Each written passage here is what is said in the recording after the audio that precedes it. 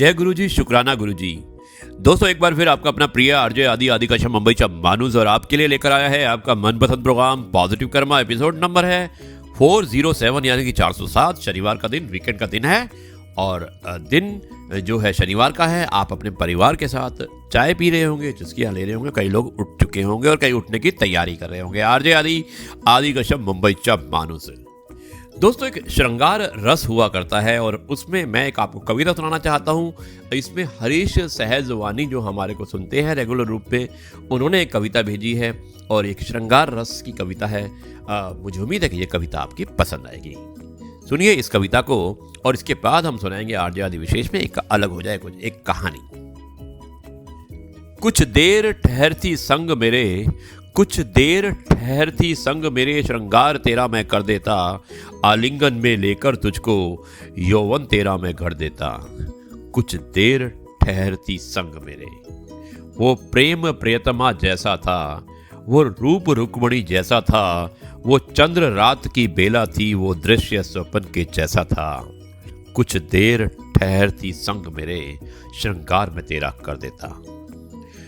मोह भरा था उस मंथन में, अश्रु कहाँ से आए थे, मेरी चाहत के दर्पण में कुछ पुष्प तभी मुरझाए थे। तू कह देती मैं सुन लेता, तू कह देती मैं सुन लेता, तू कह देती मैं बुन लेता, उस वरह की प्रेम कहानी को तेरे होठों से चुन लेता।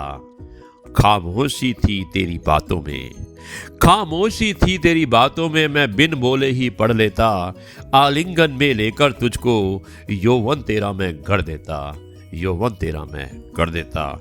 कुछ देर ठहरती संग मेरे, श्रृंगार तेरा मैं कर देता।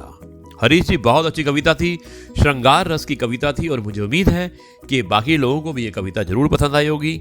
यह है आपका अपना प्रिय आरजे आदि कश्यप मुंबईचा माणूस और आपके लिए लेकर आया आपका अपना मनपसंद प्रोग्राम पॉजिटिव कर्मा। मुझे उम्मीद है ये कार्यक्रम आपको पसंद आ रहा होगा।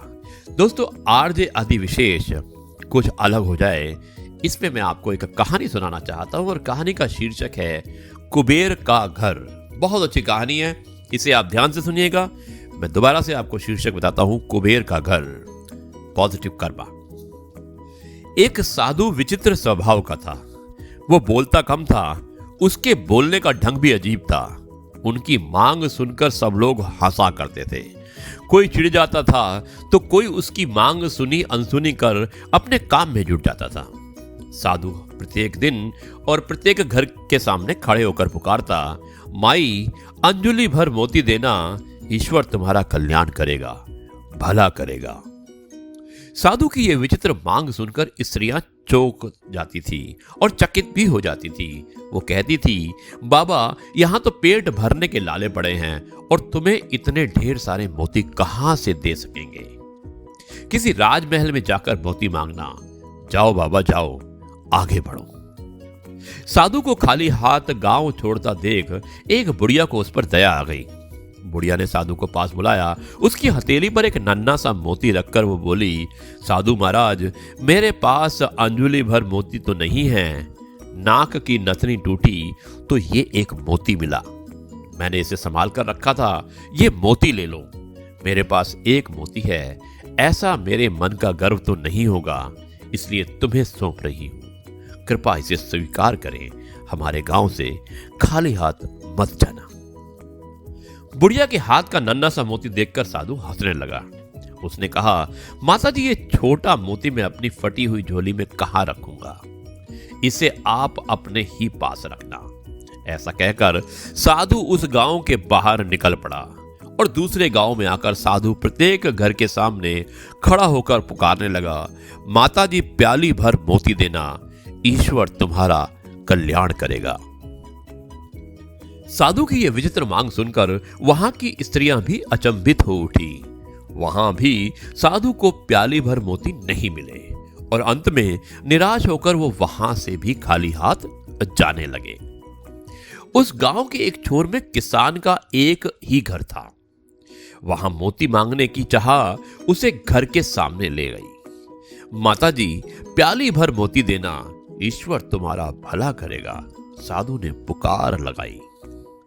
किसान सहसा बाहर आया और उसने साधु के लिए ओसारे में चादर बिछाई और साधु से विनती की कि साधु महाराज पधारिए, विराजमान होइए।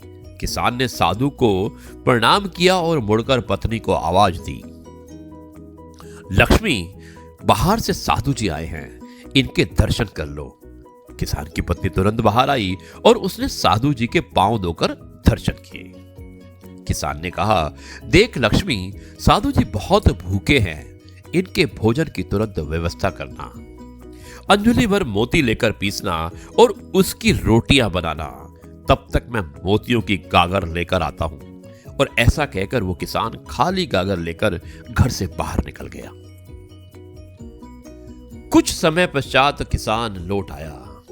तब तक लक्ष्मी ने भोजन बनाकर तैयार रख दिया था। साधु ने पेट भर भोजन किया और वो प्रसन्न हुआ। उसने हंसकर किसान से कहा, बहुत दिनों बाद कुबेर के घर का भोजन मिला है, मैं बहुत प्रसन्न हूं। अब तुम्हारी याद आती रहे, इसलिए मुझे कान भर मोती देना। मैं तुम दंपत्ति को सदैव याद करूंगा। उस पर किसान ने हंसकर कहा, साधु महाराज, मैं तो अनपढ़ किसान हूं, आपको कान भर मोती कैसे दे सकता हूं? आप ज्ञान संपन्न हैं, इस कारण हम दोनों आपसे कान भर मोतियों की अपेक्षा रखते हैं। साधु ने आंखें बंद कर कहा, नहीं किसान राजा, तुम अनपढ़ नहीं हो, तुम तो विद्वान हो, इस कारण तुम मेरी इच्छा पूरी करने में सक्षम रहे। मेरी विचित्र मांग पूरी होने तक मैं हमेशा भूखा प्यासा रहा। जब तक जैसा कोई कुबेर भंडारी मिल जाता है तो मैं पेट भर भोजन कर लेता हूं। और साधु ने किसान की ओर देखा और कहा कि जो फसल के दानों, पानी की बूंदों और उपदेश के शब्दों को मोती समझता है, वही मेरी दृष्टि में सच्चा कुबेर का घर होता है। मैं वहां पेट भर भोजन करता हूं, फिर यह भोजन दाल रोटी हो या चटनी, प्रसन्नता का नमक उसमें स्वाद भर देता है। जहां आतिथ्य का वास होता है, वहां मुझे भोजन अवश्य मिल जाता है। अच्छा, अब मुझे चलने की अनुमति दे, ईश्वर तुम्हारा कल्याण करे। किसान दंपत्ति को आशीर्वाद देकर साधु महाराज वहां से आगे चल पड़े और कहा कि पृथ्वी पर 3 ही रत्न हैं, जल, अन्न और सुभाषित।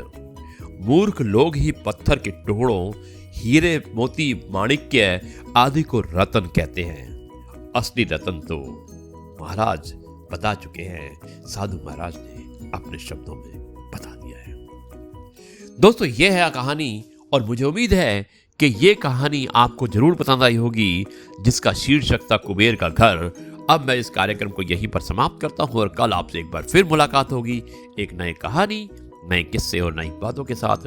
तब तक के लिए मैं आपसे कहता हूं नमस्कार, जय हिंद, वंदे मातरम, भारत माता की जय, जय जवान जय किसान, जय गुरु जी, शुक्राना गुरु जी।